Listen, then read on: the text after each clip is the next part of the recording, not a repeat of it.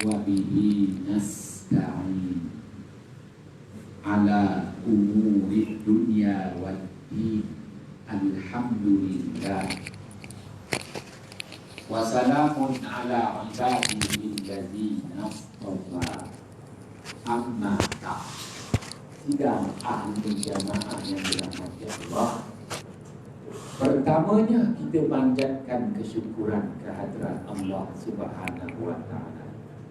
Malam yang berbahagia ini perintah Allah dilaksana dan disempurna. Sekali lagi diberi ruang dan kesempatan untuk kita manfaatkan bersama. Moga-moga dapatan perolehan kuliah ini nanti jadilah juara sebagai pedoman hidup ini. Mana-mana yang boleh diamalkan, moga-moga jadilah juara sebagai bekalan untuk kehidupan yang kekal abadi, kehidupan akhirat sana. Ayat 45 Suratul Hajj. Allah Subhanahu wa ta'ala berfirman, a'udzu billahi minasyaitonir rajim. Faka'ayyin min qaryatin ahlaknaha wa hiya qadimat fahiya khawiyatun ala 'urushiha wa bi'rin mu'affalatin wa qasrin masyid. Sadaqallahul adzim. Artinya, berapa banyak penempatan kediaman manusia, negeri maupun negara, yang telah kami binasakan kerana mereka itu berlaku zalim. Maka rebah, runtuh atap-atap bangunan binaan yang selama ini mereka banggakan.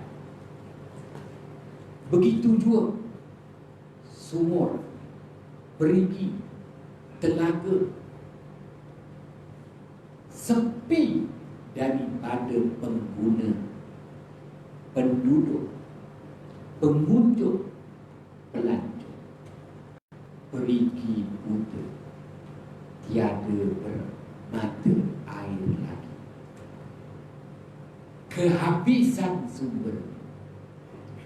Begitu juga istana, rumah mewah yang mula tiada pemiliknya, kosong, ditinggalkan pemiliknya, buruk, dan akhirnya rebah begitu sahaja. Ayat 45 surah Al-Hajj. Allah Subhanahu wa ta'ala perakukan 3 bentuk kemusnahan di muka bumi ini akibat daripada perbuatan zalim manusia. Terbukti umat kepada nabi-nabi terdahulu apabila tergamak melakukan kezaliman, menzalimi dirinya sendiri, begitu juga menzalimi orang lain, maka Allah datangkan 3 bentuk kemusnahan. Kemusnahan yang pertama, Allah Subhanahu wa ta'ala datangkan kerugian daripada pembangunan yang mereka bina. Walaupun teguh, kukuh tiang dan dindingnya, tetapi atap rebah, runtuh begitu sahaja. Tuan Haji baca. Orang dulu nak tahu hebat atau tidak merujuk kepada atap. Kalau atap itu atap rembia, kita tahu siapa dia. Kalau atap tu atap zinc, kita pun tahu macam mana pendapatan gaji dia. Paling hebat pun zinc kilat untuk tahan lama. Tapi kalau rumah mampu milik, asbestos saja. Selepas 20 tahun wajib ganti. Ada sikit baik, sederhana rendah, genting. Akan tetapi guna simen YTL, low tech. Lagi hebat, rumah banglo genting, guna tanah liat khas diimport daripada air kita. Paling hebat, genting bersalut kaca yang hanya mampu digunakan oleh tokong-tokong sahaja. Surau pun tak mampu. Semua nak makan, jadi tak mampu. Di surau pun guna asbestos saja. Tokong aja yang mampu guna genting bertaraf saluran kaca. Maka Allah Subhanahu wa ta'ala sindir manusia. Dalam pada Allah memberi amaran, Allah sindir manusia. Gahnya manusia lihat pada jenis atap yang digunakan. Dan Allah Ta'ala mengingatkan, kalaupun dindingnya kukuh, batu bata dibakar di air hitam sana, tak main batu blok, panas. Begitu juga tiangnya kukuh, tapi Allah runtuhkan atap. Itu peringatan dari Allah. Maka Allah buktikan hingga hari ini Allah Ta'ala tinggalkan sisa saki baki tiang dan dinding. Hebatnya kerajaan Romawi, atapnya tak mana pergi, yang ada dinding dengan tiang. Kita pun datang buat lawatan sambil belajar, gunakan peruntukan yang tak sempat dihabiskan. Tanya cikgu, dia kemudian diberikan. Masa itu peruntukan masih banyak kan? Semoga tak ada cikgu, tak ada lawatan sambil belajar.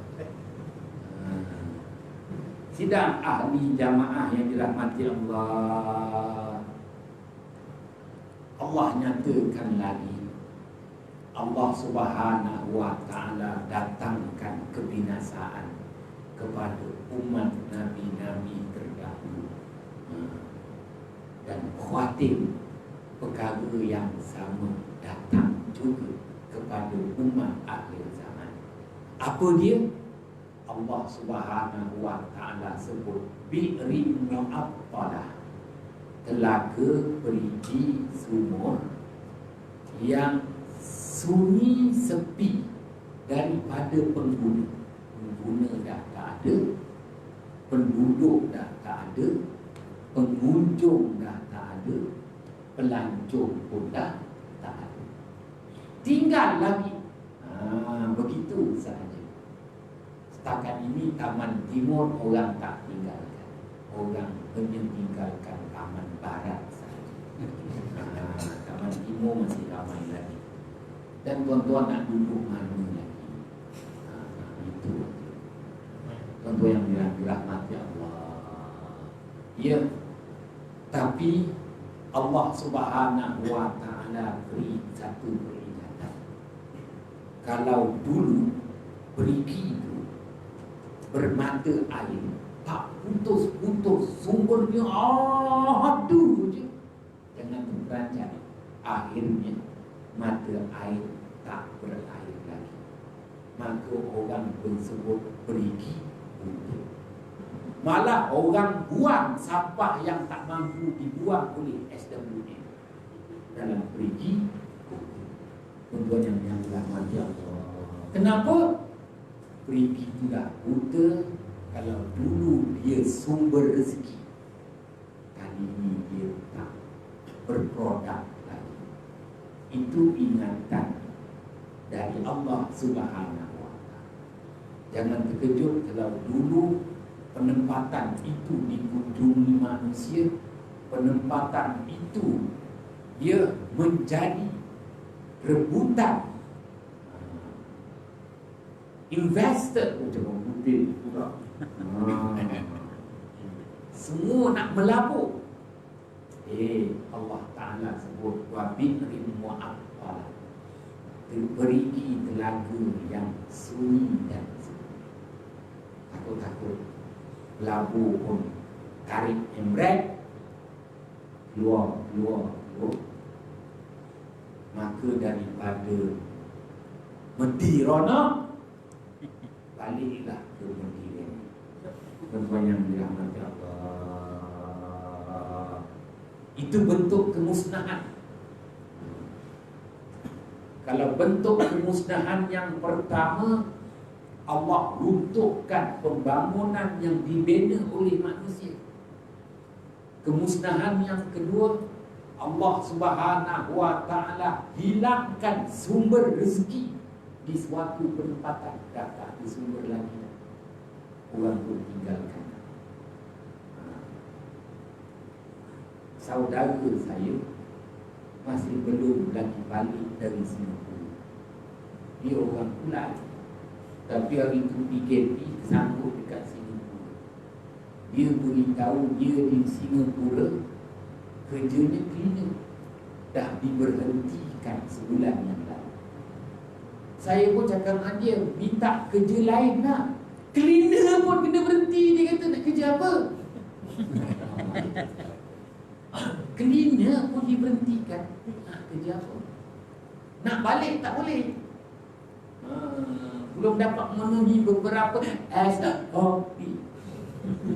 Ada kat Singapura. Maka dia numpang flat wagiman-wagiran orang goyang. Numpang. Nak nunggu bila Johor buka, dia balik dah. Sedih. Dah jatuh ditimpa tangga. Sidang ahli jamaah yang dirahmati Allah, jangan terkejut kalau dulu Singapura lubuk rezeki. Allah Maha berkuasa. Boleh kering pun tak ada. Tuan-tuan yang dirahmati Allah, Taman Timur masih hebat lagi. Kan nak suruh zon buat kubur kat situ. Rupanya dah ada ambulans pula. Laki. Kan kubur ambulans letak. Menunjukkan makmurnya Taman Timur. Tidak bertaraf stand guard. Contoh yang dirahmati Allah, bentuk kemusnahan yang ketiga, hilangnya pemilikan. Kemusnahan yang pertama, runtuhnya pembangunan. Kemusnahan yang kedua, hilangnya sumber rezeki. Kemusnahan yang ketiga, hilang pemilikan. Wa qasrin masyid, istana yang besar hebat. Apabila mati pemiliknya, maka anak-anak cucunya tak mampu nak meneruskan istana yang gah, kerana maintenance tinggi. Jangan ingat bapa kaya, anak kaya.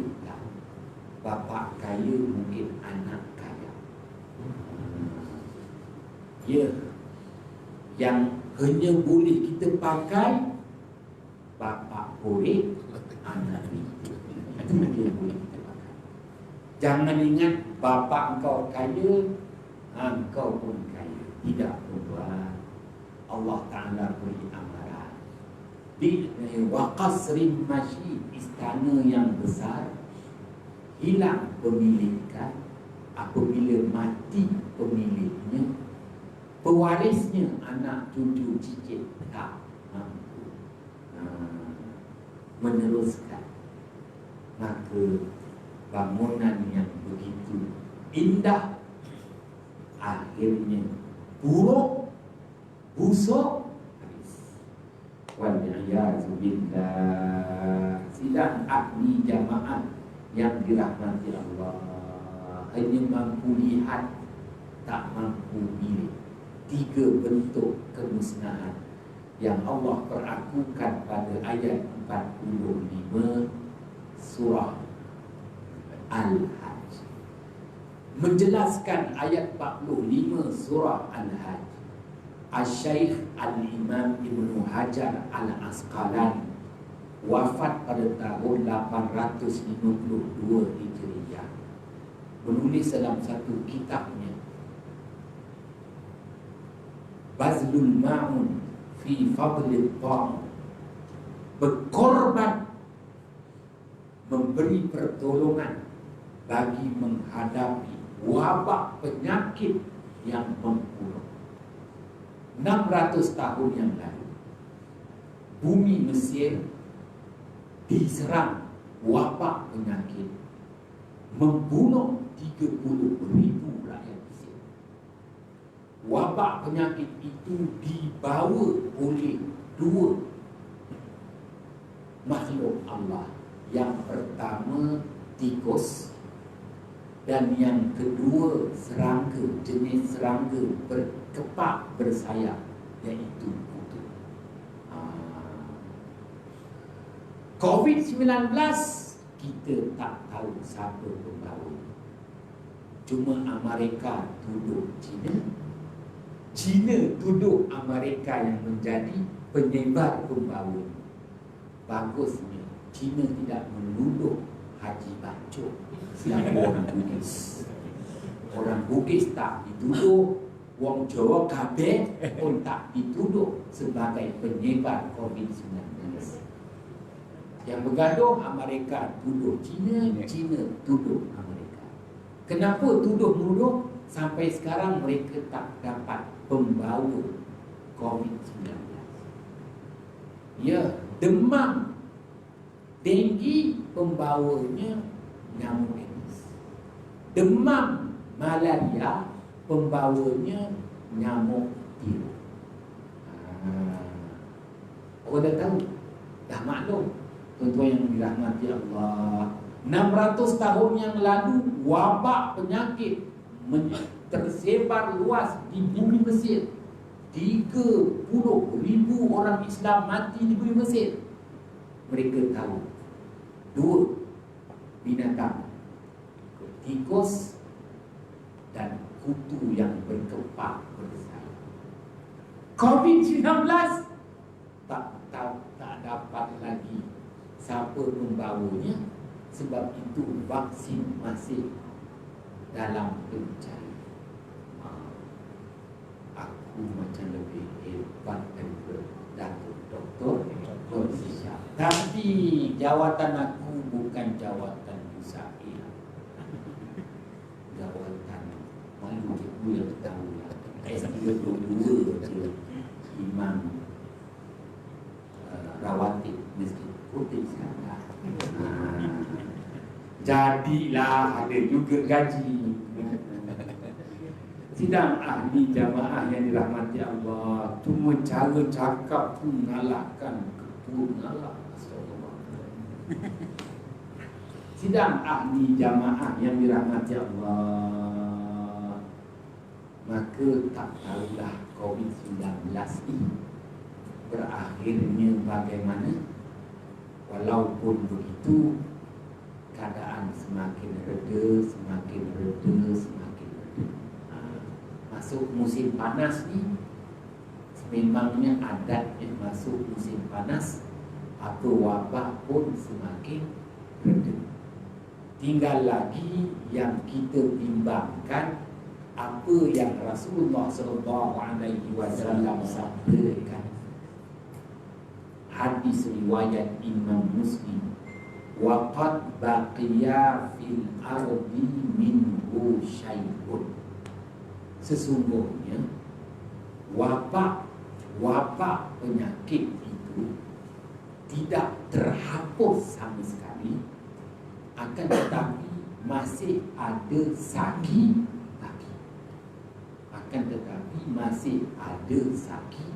bagi.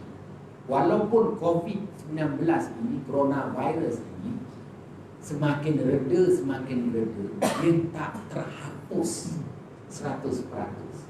Saki bakinya masih menginap di muka bumi.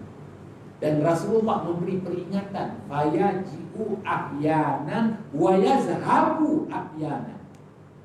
Dia boleh datang pada bila-bila masa dan boleh hilang pada bila-bila masa. Allah dua yang maha mengetahui.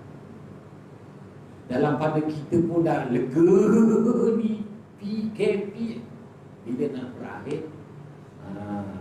Apabila 1 September nanti selesai, mungkin jangan ingat bahawa kita benar-benar bebas daripada COVID-19. Waqad baqiya fil ardi minhu syai'un. Saki bakinya masih berada di muka bumi. Sidang ahli jamaah yang dirahmati Allah. Baik, menjelaskan perkara ini, Asy-Syaikh Al-Imam Ibnu Hajar Al-Asqalani mengemukakan satu riwayat, anna Allah Ta'ala auha Dawud alaihi salam an abtaliya Bani Israel. Allah Subhanahu wa Ta'ala mewahyukan kepada baginda Daud alaihi salam bahawa Allah akan timpakan kepada bangsa yang melampaui batas, bangsa Yahudi Bani Israel. Di zaman baginda Daud alaihissalam, Nabi Allah Daud alaihissalam, dia ada teknologi istimewa. Dia mampu melembutkan apa jua besi.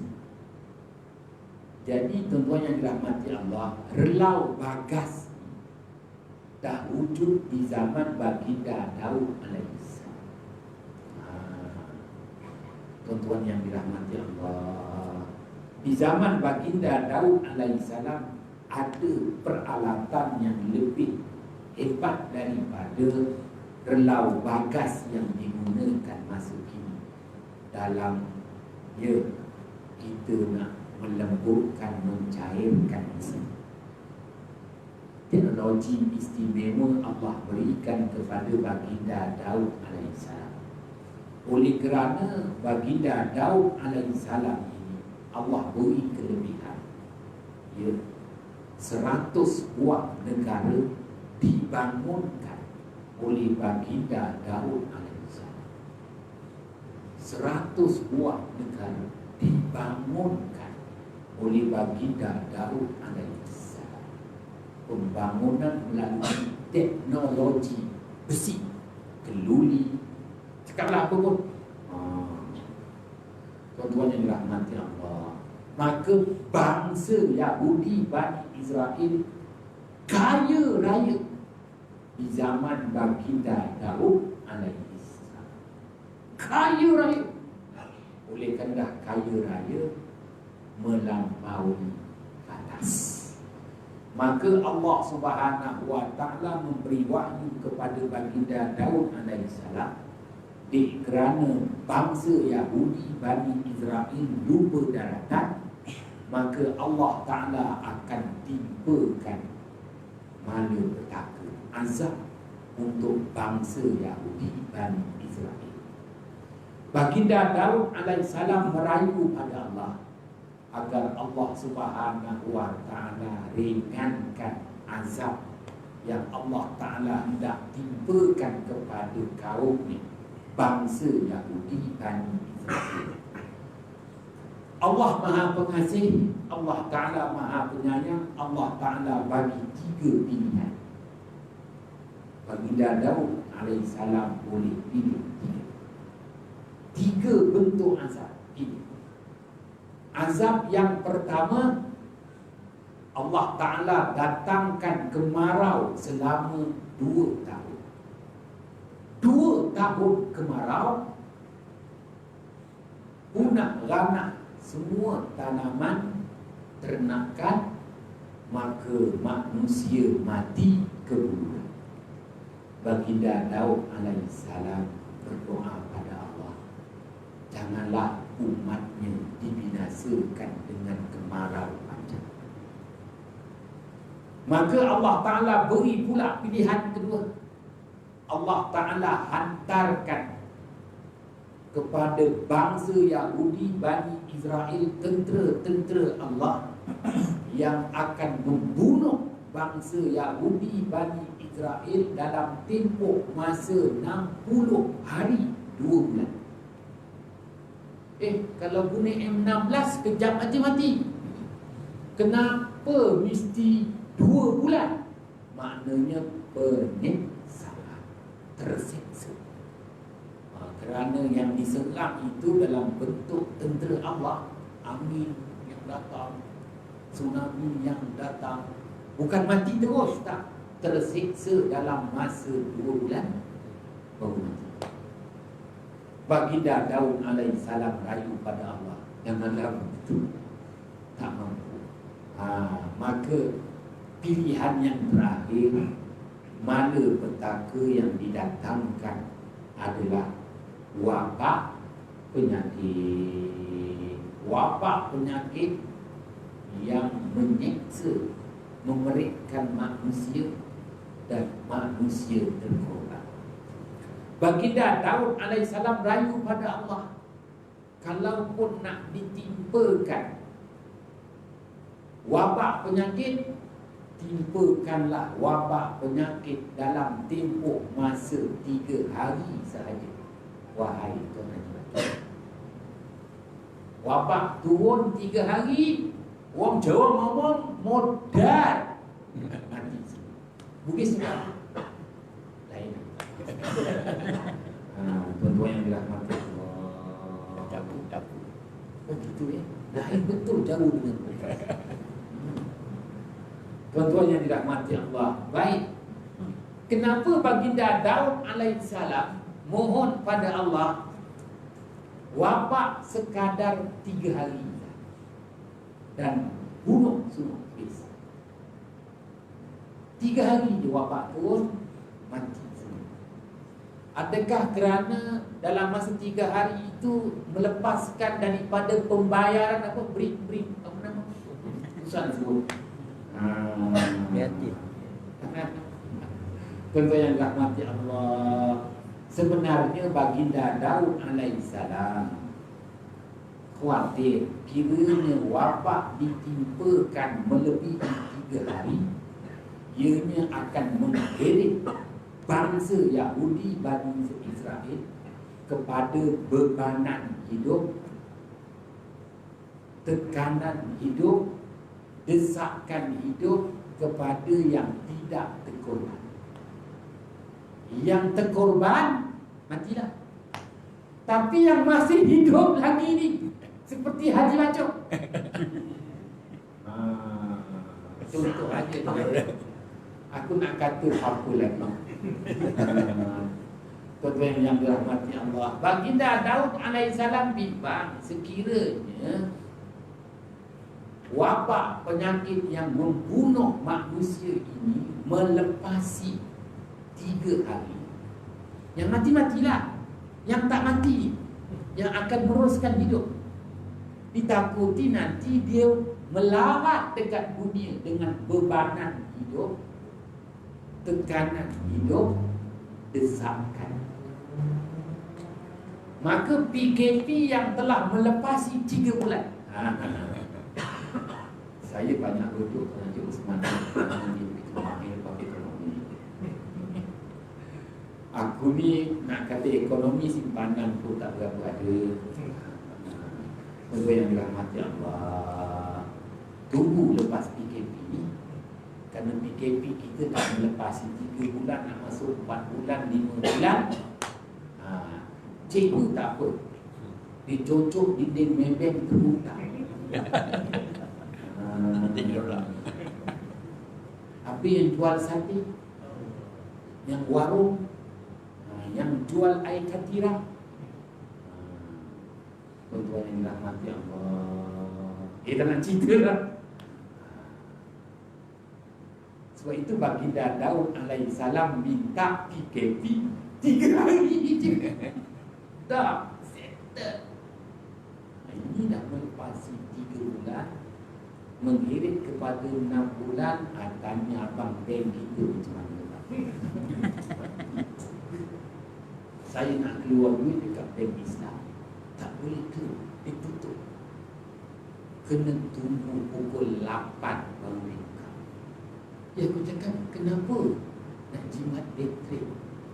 Aku barang, aku cakap bank Islam. Dah aku marah-marah baru dibuka sekarang. Kalau tak, ditunggu pejabat tu buka, baru dibuka tempatnya nak cocok dinding bank. Jangan kenapa dah tak buka 24 jam lagi Ustaz? Kenapa tak 24 jam? Siapa nak bayar duit api dia? Dia pun cakap, nak bayar duit api. Betul juga, siapa nak bayar duit api mesin ATM tu? Tuan-tuan yang dirahmati Allah, cerita ni baginda Daud alaihi salam minta 3 hari, Allah perkenankan musnah 3 hari. Ada segelintir kecil Bani Israel, ada menyatakan 100,000 Bani Israel yang terkorban. Maka ada segelintir kecil yang meneruskan kehidupan. Pun begitu, baginda Daud alaihissalam menghendaki anak dia baginda Sulaiman alaihissalam membangunkan semula Al-Masjidul Aqsa. Kenapa? Datang istilah Da'il Qalaqa wa Da'il Hayat. Tinggalkan keluh kesah, mulakan hidup baru. Walaupun serangan wabak penyakit ini sekadar membunuh, tapi kesannya tuan-tuan, selepas ini kita kena mulakan hidup baru. Datanglah istilah moden, norma baru.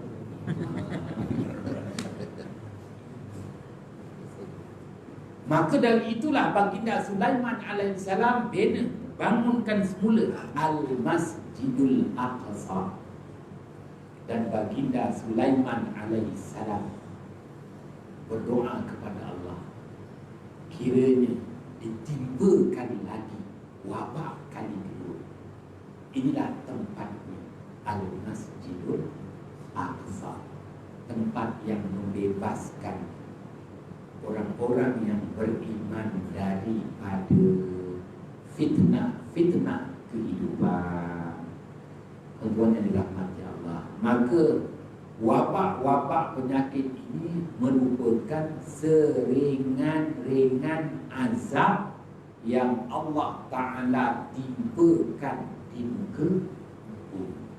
Kalaupun ianya seringan azab, tetap memberi kesan kepada umat manusia, dan perlu dibina semula hidup manusia sebagaimana dibangunkan semula Al-Masjidul Aqsa. Tuan-tuan yang dirahmati Allah, yang saya lihat, mana-mana masjid dan mana-mana surau mula mengalami susutan ahli jamaah demi mematuhi SOP. Setakat ini dulu ceramah yang mampu disampaikan. Nanti kalau aku ke dalam, siapa nak jaga? Haji Bacuk dia pun duit pension cukup-cukup je. salah silap, mohon jutaan kemaafan. Bismillahirrahmanirrahim. Fafahamnaha Sulaiman wa kullan ataina hukman wa ilman wa sakharna ma'a Daud al-jibala yusabbihna wa tayra wa kunna fa'ilin. Ya arhamar rahimin. Al-Fatihah. Alhamdulillah.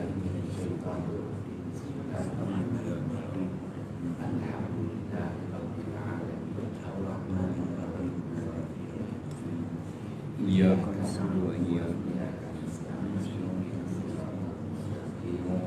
صراط